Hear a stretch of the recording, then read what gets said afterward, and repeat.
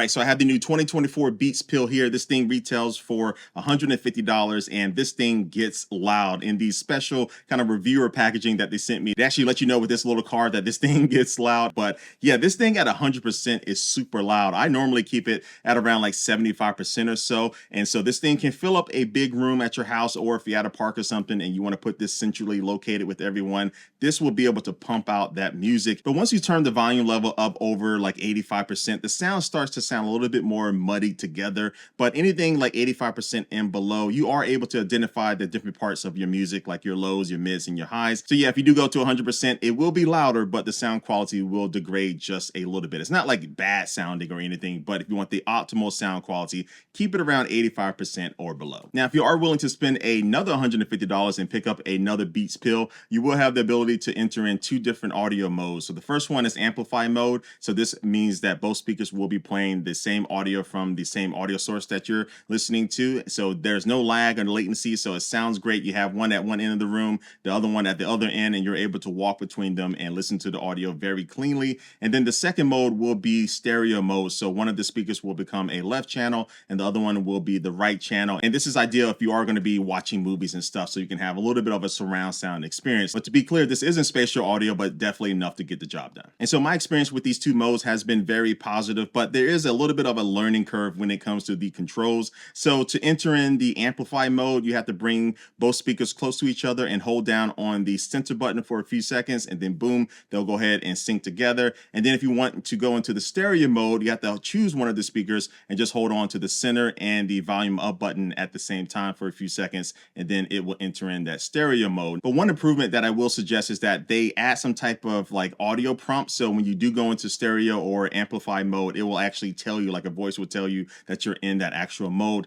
Now you have to kind of listen out for some beeps and stuff and look at some lights to determine whether or not they're in the proper mode. And sometimes I still don't remember, so that would have been nice. But if you are using this with an Android device, there's actually a Beats app that you can download on your phone, and that actually gives you better control because you can change between the stereo or the amplify modes just using the app. And also you'll be able to switch which speaker is actually the left speaker or the right speaker by using this little swap button in the app, and that makes it a lot easier. But unfortunately on iOS, you don't have any of these options. In the settings, you will see your Beats Pill pop up at the top of the settings page, but that only allows you to change like some of the button configurations for like answering and hanging up on calls and stuff like that. But you have no way to be able to change the different sound modes using iOS. So hopefully they initiate that in a future software update. But my biggest problem with the controls actually deals with just figuring out how to turn the speaker off, because by default you would think just hold down on the power button for a few seconds and then boom, it'll turn off. But that's not the case with this speaker, because when you do hold down on the power button for a few seconds, it will enter in the pairing mode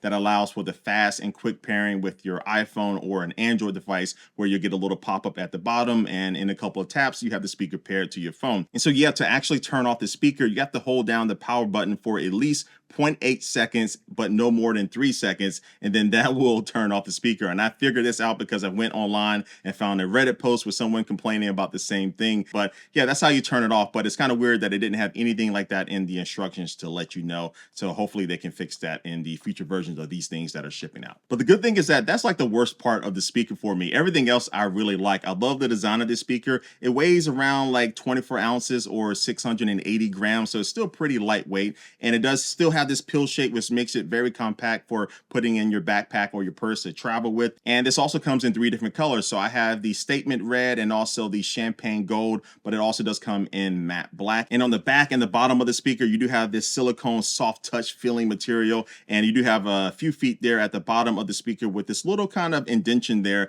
to, I think, allow for a little bit more air to get underneath the speaker. Maybe that helps with the sound quality. For all your audiophiles, let me know if that's actually the case. But yeah, the speaker feels really good to hold in your hand. The buttons feel really good, but I do wish that they did have just, one extra button maybe for pairing and stuff to be able to simplify the controls. But you do have this removable lanyard here that you can use to be able to hang this speaker off of a bag or a tree or anything else that you want to put it on. But again, if you don't want it, just go ahead and take that thing off. And for water resistance, this is rated IP67. So if you spill a drink on it or if you leave it out in the rain accidentally, the speaker should be fine. One thing to note is that the USB-C port at the back that's used for charging doesn't doesn't have like a flap or anything on it to protect it even more that you might see on other portable speakers. But I did notice that when I did have this thing sitting upright and I did pour some water on it, because of the angle on the back of the speaker, the water actually just kind of ran off right in front of it, which is a nice touch. I don't know if they did that intentionally, but that's what happens. But anyway, I don't have any concerns about the durability of this speaker. I think dirt, sand, water is going to have a hard time getting inside this thing. So yeah, it feels pretty durable. But now let's go back to the USB-C port for a second. So in the box with this Beats Pill, you will find a USB-C to USB-C cable, no wall adapter,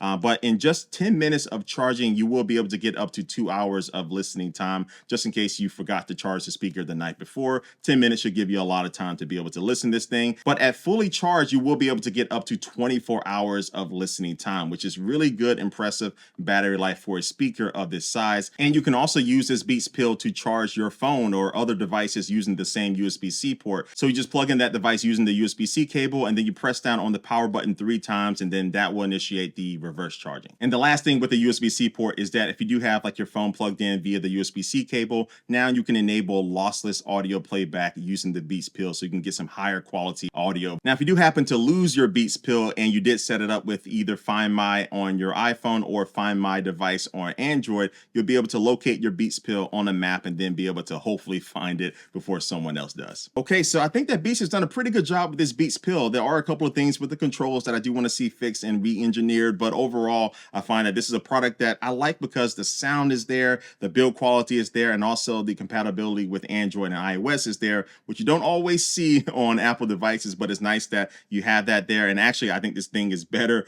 with Android because of those extra controls that you get inside of the Beats app. But no matter which platform you're going to be using this thing on, this is a really great, solid, all-around Bluetooth speaker. So let me know what you think about this new Beats Pill down in the comments below. But like always, I do want to thank you for watching this video, and I will catch you later. Peace.